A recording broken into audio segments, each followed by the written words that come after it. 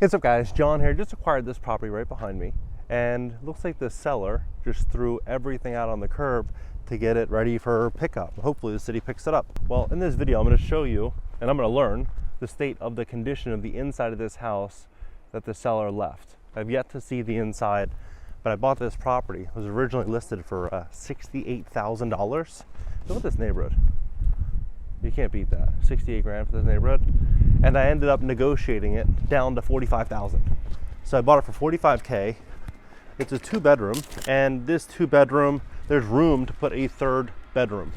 So what this will likely rent for, all said and done, is probably north of 1450. As a 2-bedroom, if I were to leave it as a 2-bedroom, it would probably rent for somewhere around 1,300. So if you just do the math on that, that's a pretty great return. Now I'm factoring in I'm probably gonna have to do a lot of work here, and I'm curious what the inside of this is gonna look like. Let's see here. So actually not that bad. This is a small kitchen, small living room. So you have the living room, kitchen, you have the other bedroom right here.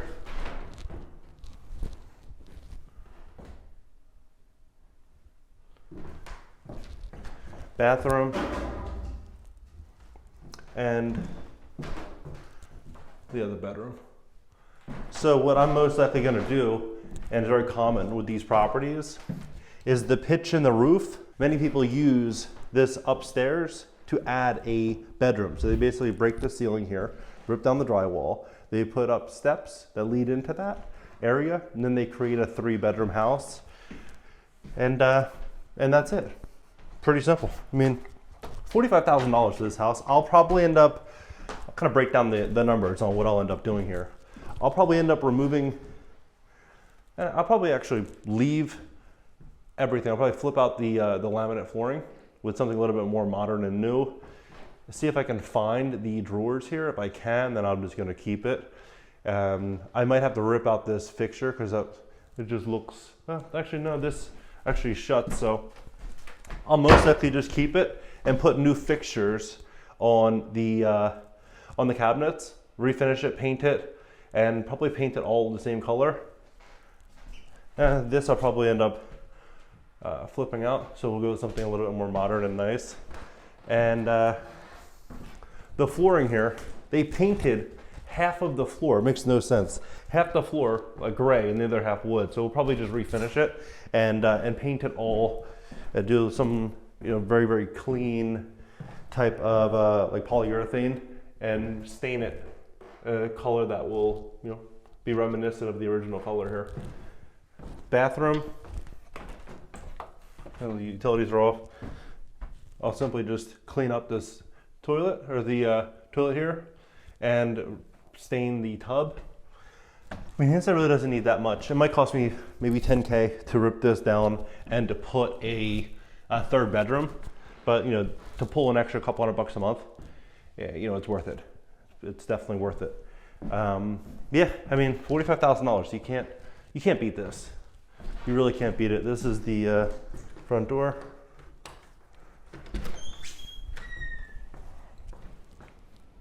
So, yeah, can't beat it. 45,000 bucks.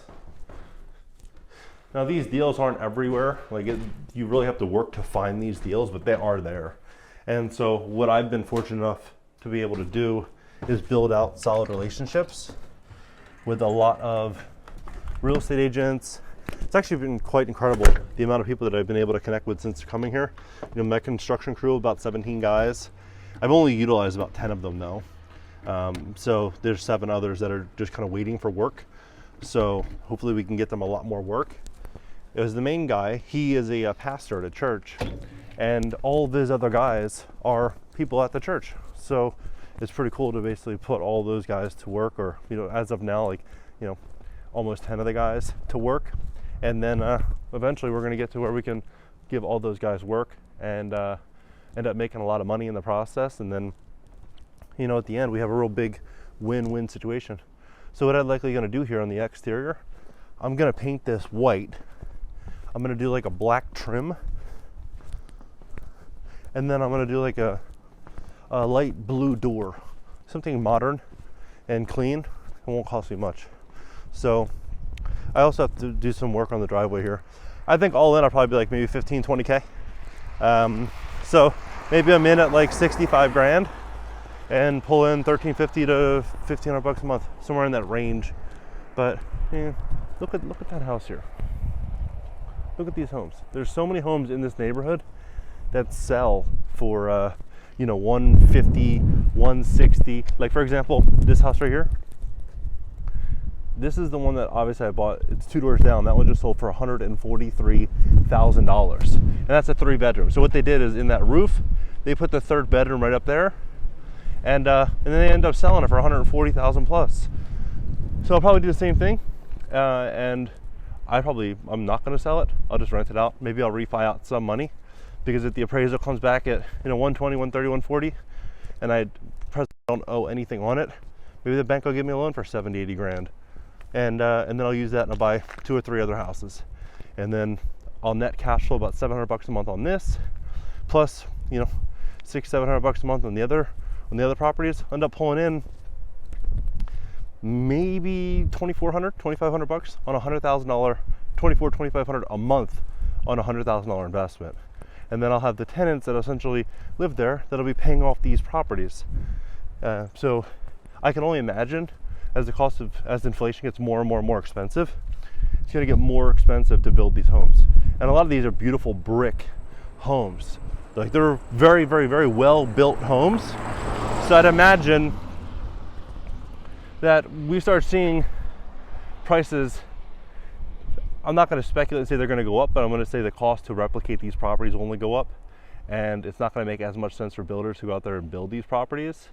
And so these investors that are looking for a hedge on inflation, they're going to look to get a great yield on cash. And if they can buy one of these homes outright and rent it and get 20% per year in net returns, in 5 years you get their entire investment back. What other markets can you do that in? Not many. And so what I'm betting on is I'm betting that we're going to start to see a lot more investors acquiring these properties, and we're going to start seeing a lot of upward pressure on rents.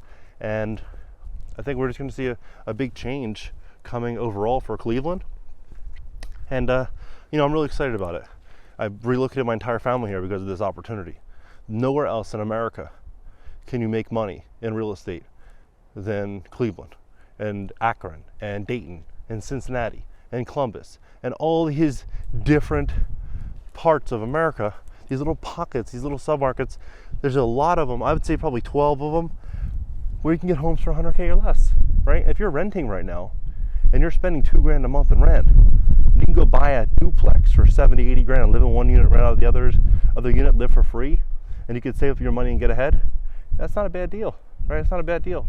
But if you're an investor sitting on 100, 200 grand in cash and you want to know where to invest it, go to singlefamilyinvestors.com and book a call with me, not with a salesperson. You book it with me and I'll show you kind of what I'm doing. I mean, my average purchase price right now is just a little under 80 grand. A little under 80 grand, and these properties renting for 1,500. Like, the insurance is low. My average insurance policy right now is about $750 a year, right? So like $60 a month, give or take, on the policy, and then my taxes are about $200 a month. So give or take about $250 a month. So on a $75,000, $80,000 purchase, to pull in maybe $1,100-1,200 a month, that's pretty amazing, right? So what I think is going to happen though is I think we're going to start seeing these deals get harder and harder and harder to come by. But with the infrastructure and the team that I'm building out right now, I think I'm going to be able to source hundreds and hundreds of these deals, and it's going to be a pretty amazing 2025 to seize these opportunities and to go out there and make a ton of money. Because at the end of the day, the rich are the ones that are going to be immune to the financial crisis that is falling right now in the middle class. You start to look at what's happening in the world right now, the rich don't care, right? The rich are looking at this saying, hey, look, 20 million rental properties are owned by mom and pop investors. This is a cash grab. And that's exactly what they're looking at. they're looking at this fall of the middle class and looking for a way in which they can capitalize on it. And so I'd rather it be, us making moves than Wall Street. So if you're thinking about investing in deals just like this, book a call below at singlefamilyinvestors.com by clicking the link in the description just below the video. Catch you next video.